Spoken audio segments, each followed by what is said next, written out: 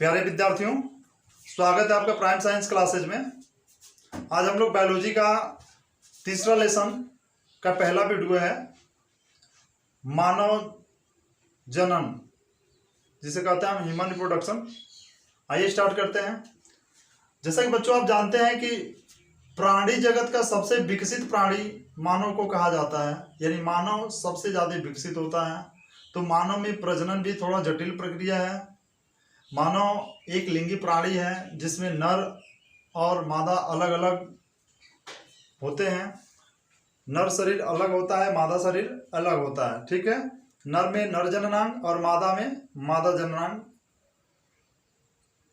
नर जननांग में युग्मक का निर्माण होता है जिसे हम कहते हैं शुक्राणु, तथा मादा जननांग में युग्मक का निर्माण होता है जिसे हम कहते हैं अंडाणु।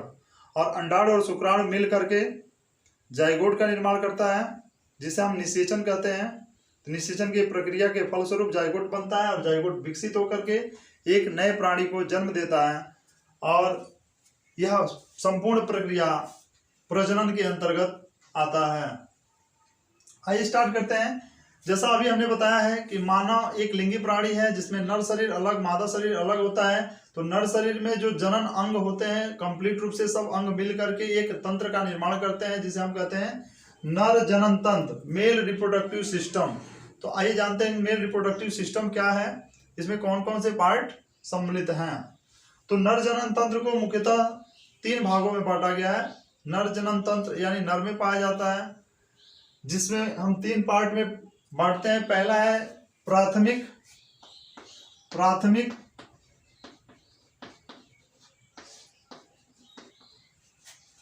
जनन अंग,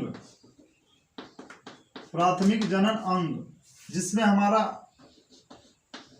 मेन हेडिंग है वृषण, टेस्टिस। वृषण की संख्या होती है एक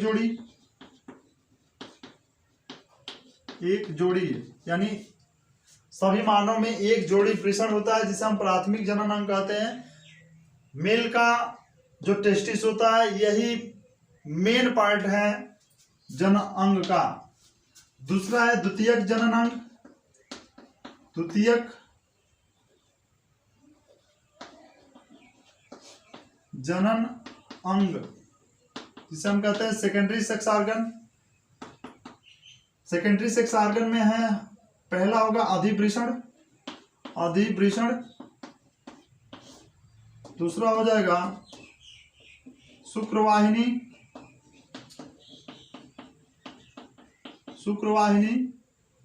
तीसरा होगा मूत्रमार्ग, और 4th नंबर पे शिश्न।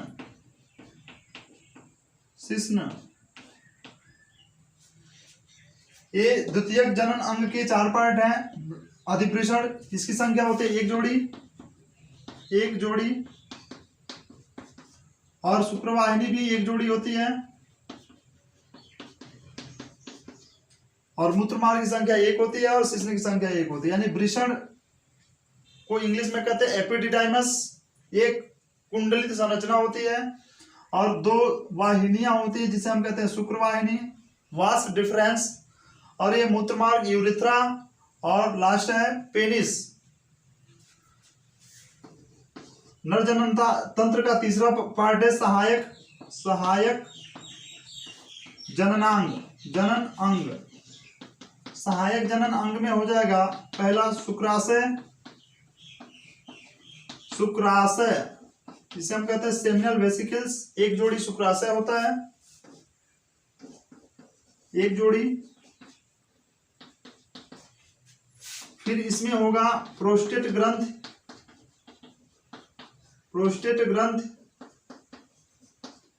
जिसे हम प्रगाढ़ ग्रंथ भी कहते हैं, और तीसरा है वाल्वो यूरिथ्रल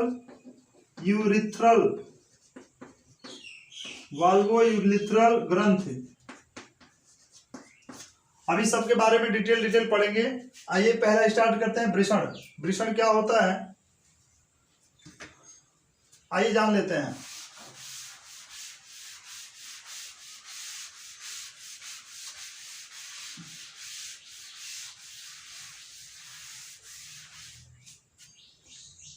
देखिए पहला हेडिंग हमारा है वृषण, जो नर जनन तंत्र का प्राइमरी रिप्रोडक्टिव ऑर्गन है, जो सबसे ज्यादा इंपॉर्टेंट है। यानी जितने भी मानव होते हैं सबका प्राथमिक जनन अंग होता है टेस्टिस। टेस्टिस में ही शुक्राणु का निर्माण होता है। यह ओवल शेप संरचना होती है जो एब्डोमिनल कैविटी के नीचे दोनों जांघों के बीच में एक अंडाकार संरचना होती है, जो वृषण कोश के अंदर, वृषण कोश जिसे हम कहते हैं स्क्राटम, वृषण कोश के अंदर पैक्ड रहता है दोनों।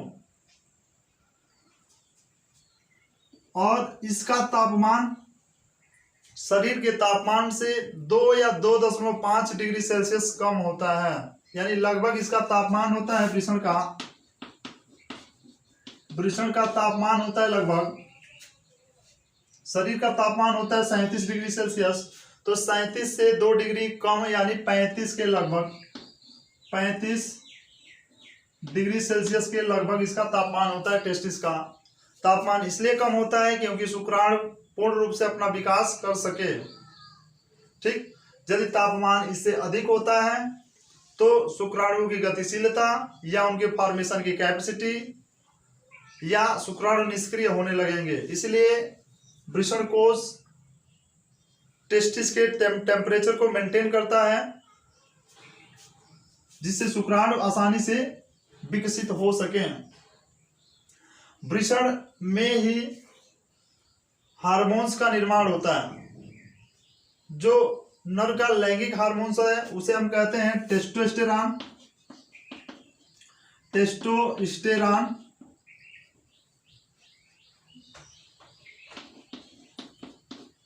और एंड्रोजन। एंड्रोजन ये दो मुख्य हार्मोन्स हैं जिसे हम कहते हैं नर हार्मोन्स।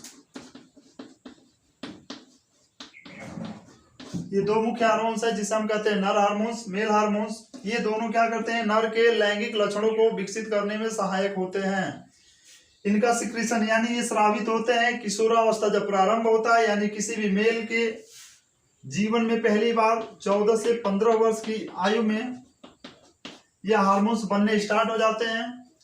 और इन्हीं हार्मोन्स के वजह से शरीर के लैंगिक लक्षणों का विकास, यानी जैसे आवाज में परिवर्तन, दाढ़ी मूछों का विकास हो जाना, जननांगों पे बालों का विकास हो जाना तथा शरीर के कंधे चौड़े हो जाना और आक्रामकता आ जाती है।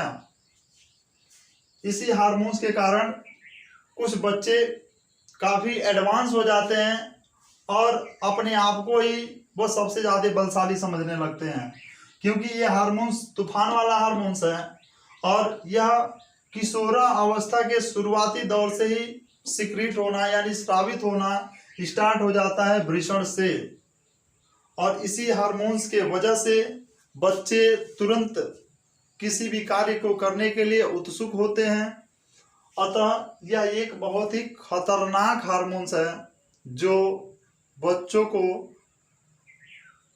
अपने कार्य करने से विचलित कर सकता है।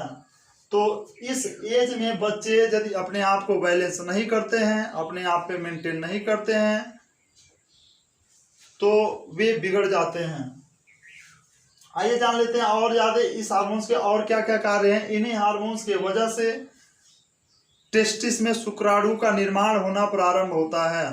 इन हार्मोन्स को स्रावित करने के लिए एक प्रेरक हार्मोन्स होता है जिसे हम कहते हैं FSH।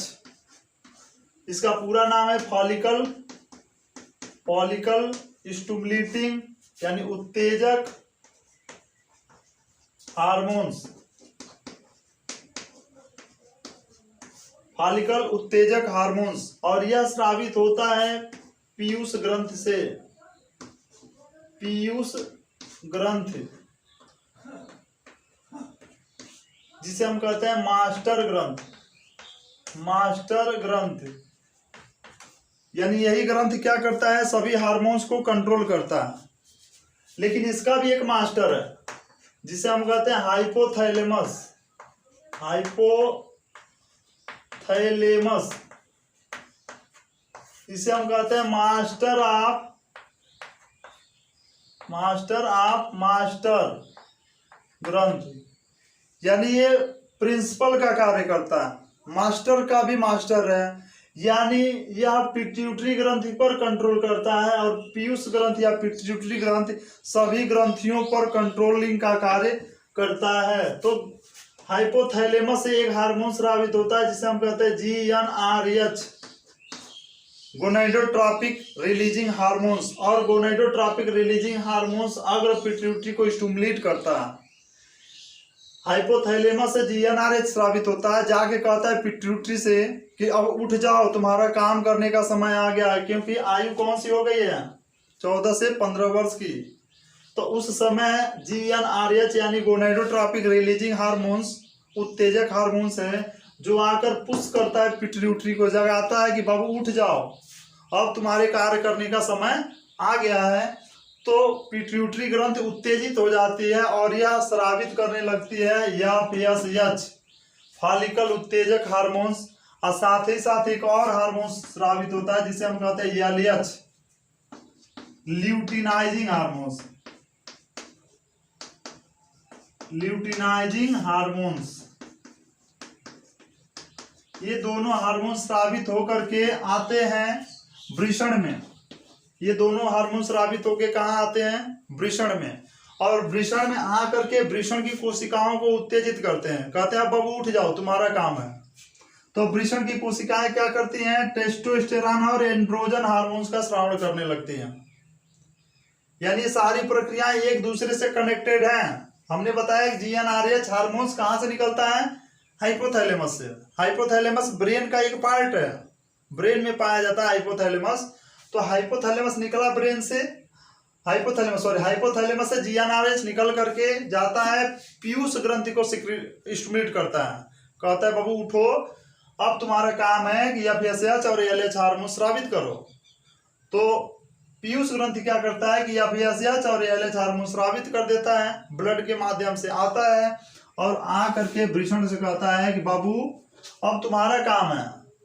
तो यहां से वृषण क्या करता है, टेस्टोस्टेरोन और एंड्रोजन हार्मोन स्रावित करता है, और ये दोनों तूफान मचा देते हैं सब शरीर में। शरीर में जैसे ही स्रावित होता है तो बच्चा कहता है अब तो मैं बड़ा हो गया हूं, अब उसकी स्टाइल बदल जाती है, बाल झाड़ने का स्टाइल बदल जाता है, रहन सहन बदल जाता है। तो ये सब टेस्टोस्टेरोन की वजह से होता है। मार्केट कह दिया जाए कि बाबू जाओ सब्जी लेके आओ, तो कहेगा ना हमके बाइक चाहिए। अब बाइक पे बैठेगा तो बाइक के दखल में जाएगा, यानी बाइक पे बैठते ही उसका स्लेटर इतना तेज होगा कि जैसे लगेगा कि उड़ा देगा गाड़ी। यानी ये सब किसके वजह से होता है, टेस्टोस्टेरोन के वजह से होता है। और कोई रास्ते में यदि उसको रोक दिया तो उससे क्या हो जाएगा, लड़ जाएगा। तो ये सब कराने का जिम्मेदार कौन है, टेस्टोस्टेरोन। इसलिए वो बड़ा बच के रहना है इस आयु में, यानी किशोरावस्था के एज में अपने आप को यदि कंट्रोल आप नहीं किए तो कब गड्ढा में जाके गिर जाओगे इसका कोई ठिकाना नहीं है। ठीक, तो वृषण के कार्य समझ में आए। आपसे पूछा जाता है कि वृषण के कोई 2 मुख्य कार्य लिखिए, तो सबसे पहला मुख्य कार्य होगा कि यह नर हार्मोन्स का श्रावण करता है, नाम लिख देंगे टेस्टोस्टेरोन और एंड्रोजन। दूसरा कार्य होगा कि प्रोडक्शन ऑफ स्पर्म, यानी स्पर्म का निर्माण करता है। Sperm is a male gametes in human beings, यानी शुक्राणु क्या होता है, नर युग्मक होता है। कब से बनना प्रारंभ हो जाता है, तो किशोरा यानी 14 से 15 वर्ष की आयु में बनना स्टार्ट हो जाता है, और यहां से बनना स्टार्ट होता है, लाइफ टाइम तक बनता रहता है, 70-80 साल तक लगभग शुक्राणु बनता रहता है। ठीक, तो ये बातें आपको समझ में आई। वृषण क्या है, वृषण एक अंडाकार संरचना होता है, एक जोड़ी संरचना होता है दोनों जांघों के बीच में, एब्डोमिनल कैविटी यानी वृषण कोष में पैक रहता है। शरीर के तापमान से इसका तापमान 2 डिग्री कम होता है। इसी में टेस्टोस्टेरोन और हार्मोन स्रावित होता है, हार्मोन्स का निर्माण होता है, ये स्रावित होता है और स्रावित होकर के शरीर के लैंगिक लक्षणों को विकसित करता है। ठीक, आइए आते हैं नेक्स्ट टॉपिक पे।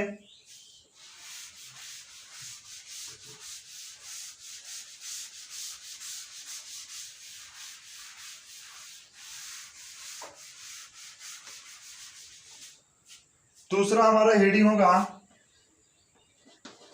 अधिवृषण, अधिवृषण इपिडिडाइमस, जिसे हम कहते हैं इपिडिडाइमस। अधिवृषण एक जोड़ी संरचना होती है जो अति कुंडलित संरचना होती है, अति कुंडलित आपस में उलझी हुई संरचना होती है। जैसे कि मान लीजिए ये वृषण हो गया, अंडाकार संरचना हो गई वृषण, और ये स्क्राटम में बंद है, स्क्राटम में बंद है, वृषण कोश में बंद है। और यहाँ से अधिवृषण क्या होता है, कुंडलित संरचना होती है जो यहाँ से निकल करके और ऊपर की तरफ जाता है। ठीक, तो इतना ही संरचना अधिवृषण का है, इतना ही संरचना। जब इसको जूम करके बुक एनसीईआरटी के बुक में दे रखा है, जब ने आप जूम करके देखेंगे तो ये कुंडलित संरचना दिखेगी, काफी ज्यादा कुंडलित होती है। तो शुक्राणु तो बनता है वृषण में, शुक्राणु कहाँ बनता है, वृषण में। वृषण में बनने के बाद शुक्राणु आ जाता है अधिवृषण में। अधिवृषण का कार्य क्या है कि शुक्राणु वृषण में बन करके आ जाता है अधिवृषण में, और अधिवृषण में पोषण प्रदान करता है। शुक्राणु पोषण प्रदान करता है, यानी अधिवृषण में मेन काम है कि शुक्राणु कुछ समय के लिए रहता है, इसी में न्यूट्रिशन लेता है, न्यूट्रिशन लेके खा पी के मस्त जवान हो जाता है, बड़ा हो जाता है। ठीक, और यहां से फिर धीरे धीरे निकल करके चला जाता है किसमें, शुक्रवाहिनी में। किसमें चला जाता है, शुक्रवाहिनी में। तो नेक्स्ट हमारा होगा शुक्रवाहिनी, शुक्रवाहिनी वास डिफरेंस। ये भी होती है एक जोड़ी, एक यहाँ होती है और एक यहाँ पे होती है, यानी अधिवृषण से शुक्राणु निकल के अब कहा जाता है शुक्रवाहिनी में। ठीक है, शुक्रवाहिनी एक पतली लंबी नली होती है जिसके द्वारा शुक्राणु धीरे धीरे मूव करके आगे बढ़ जाता है। शुक्राणु मूवेबल होता है, गतिशील होता है, क्योंकि उसमें एक पूंछ होता है जो चलने में सहायता करता है। नेक्स्ट आगे पढ़ेंगे हम लोग। तो शुक्रवाहिनी समझ में आया आपको, वास डिफरेंस। दोनों अधिवृषण से शुक्रवाहिनी जुड़ा होता है, जाकर के ओपन होता है कहाँ पे, शुक्राशय में। किसमें जाके ओपन होता है, शुक्राशय में। शुक्राशय एक बैग लाइक संरचना होता है, अभी आगे बताएंगे। इसके बाद चौथा पॉइंट है हमारा मूत्र मार्ग, मूत्र मार्ग, मूत्र मार्ग, यानी ये जाकर के ओपन होता है शुक्राशय में, और शुक्राशय से जस्ट नीचे एक लंबी बेलनाकार संरचना होती है जिसे हम कहते हैं मूत्र मार्ग, यानी एक ही ट्रैक होता है, एक ही पाथवे होता है, एक ही रास्ता होता है जिससे ह्यूमन बीइंग्स में, मानव के नर में मूत्र मार्ग होता है, जिसके द्वारा मूत्र भी बाहर आता है और स्पर्म भी बाहर आता है, यानी शुक्राणु भी बाहर आता है, वीर्य भी बाहर आता है और मूत्र भी बाहर आता है। ठीक है, बट फीमेल में ऐसा नहीं होता है। फीमेल में दो ट्रैक होता है, एक यूरिनरी ट्रैक अलग होता है और एक वजाइनल ओपनिंग अलग होती है, जो हम फीमेल पार्ट में पढ़ेंगे। ठीक, तो मूत्र मार्ग, और ये आके ओपन होता है, बाहर की तरफ खुलता है शिश्न में, शिश्न में बाहर की तरफ आगे खुलेगा कहाँ पे, शिश्न में। शिश्न एक मैथुनांग है नर का, उत्तेजनशील होता है, बेलनाकार लंबी संरचना होती है, जो नर का मैथुनांग है, कपुलेटरी ऑर्गन है। इसी के द्वारा फीमेल बॉडी यानी फीमेल के वजाइना में स्पर्म को इंजेक्ट कराया जाता है। ठीक, तो इतनी बातें आपको समझ में आ गई। आइए कुछ जानते हैं इसमें सहायक जनन ग्रंथियों के बारे में जो इम्पोर्टेंट है। सहायक जनन ग्रंथि में हमने बताया है शुक्राशय, शुक्राशय सेमिनल वेसिकल्स इसे कहते हैं हम, और सेमिनल वेसिकल्स एक बैग लाइक संरचना होती है, एक जोड़ी होती है। दोनों शुक्रवाहिनियां आकर के शुक्राशय में ओपन होते हैं, यानी शुक्राशय में शुक्राणु कलेक्ट होता है। शुक्राशय एक सहायक जनन ग्रंथि है, इसी में हल्के क्षारीय द्रव का सिक्रीशन होता है, निर्माण होता है, जिसमें शुक्राणु कुछ समय के लिए सुरक्षित रहता है, संग्रहित रहता है। ठीक, यहाँ से शुक्राणु निकल करके मूत्रमार्ग के द्वारा पेनिस के थ्रू बाहर आता है। ठीक, इसके बाद है हमारा नेक्स्ट प्रोस्टेट ग्रंथ। प्रोस्टेट ग्रंथ, प्रोस्टेट ग्रंथ मानव में पाया जाने वाला एक बहुत ही महत्वपूर्ण ग्रंथ है। प्रोस्टेट ग्रंथ प्रोस्टेट ग्रंथ सेमिनल यानी जो शुक्राणु और मूत्र निकलता है वहीं पे एक हम कह सकते हैं कि कप लाइक स्ट्रक्चर यानी कप के समान संरचना होती है इसकी। जो